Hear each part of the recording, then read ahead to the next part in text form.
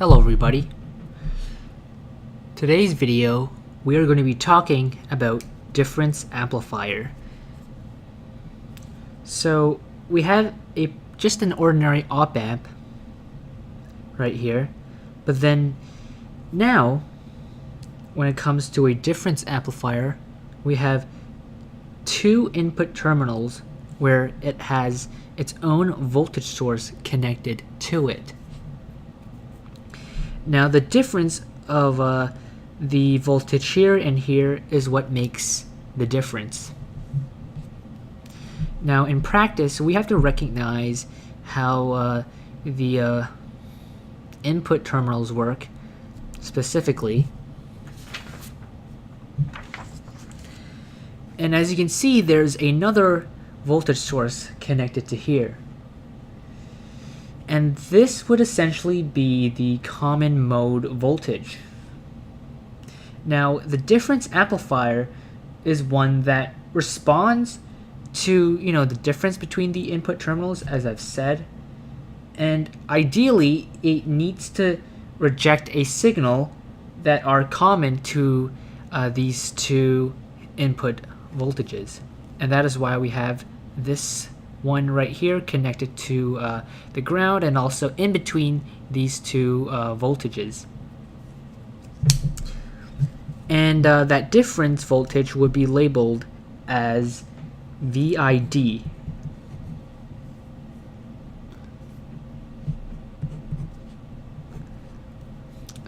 Like this. Now I've also labeled an output voltage here, and I just want to write ... here because there are series of resistance that I haven't include in this diagram. This diagram is just a simplified diagram on how to identify the voltages. But getting back to the topic, output voltage. Now, the output voltage would essentially be the amplifier differential gain, AD, times the difference voltage, which is VID, plus the amplifier common mode gain, ACM, times the voltage of the common mode, VICM. And that's how I declare what the output voltage is going to be. But there's another method in determining it with a series of and combinations of resistors that I will be discussing right after I finish talking about this. Now the last thing I want to highlight is the common mode rejection ratio, CMRR, and that is basically equal to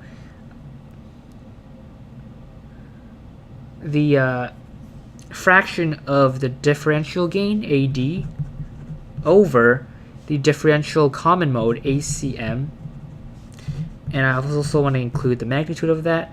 And that fraction, we take that and we apply a logarithmic scale to it, and then times 20.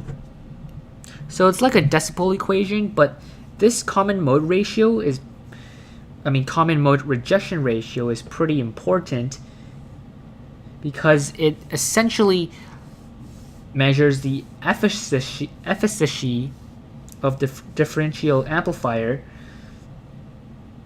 And yeah, this is the ratio. So we are moving on to another diagram of our difference amplifier, but this time we have our resistors in place connected to the op amp, and the question is to determine what our output voltage is going to be. And then we're going to come up with the equation to do so. Now, I want to highlight that since this is the most simple circuit of a difference amplifier, the ratio between these resistors are also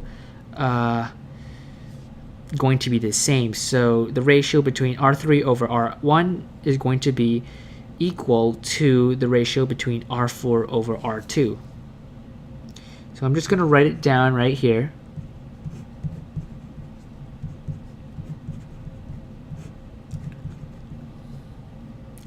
Now, getting back to the input voltages, each input voltages have an effect on what the output voltage is going to be. So we can say that VL1 is going to have an impact and make VO1. So we have VL1. It's going to give out VO1 right here at this branch, and then VL2 is going to give out another output as well, and that would be VO2.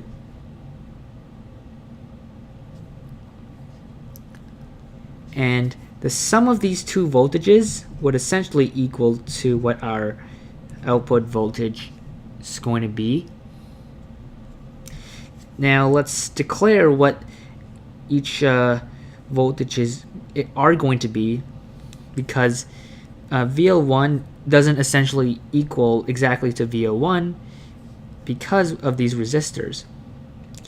Well, that's simple. What we do is we just take the input voltage VL1 multiplied by the ratio of this, which is essentially negative R3 over R1, and that would be our value of VO1. And then VO2 is a little complicated.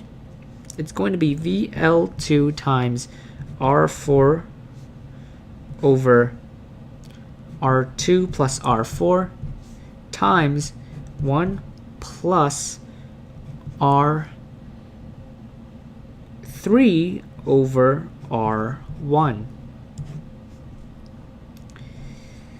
And that would be what our value of VO2 is. But since we are given this ratio that R3 over R1 is equal to R4 over R2, then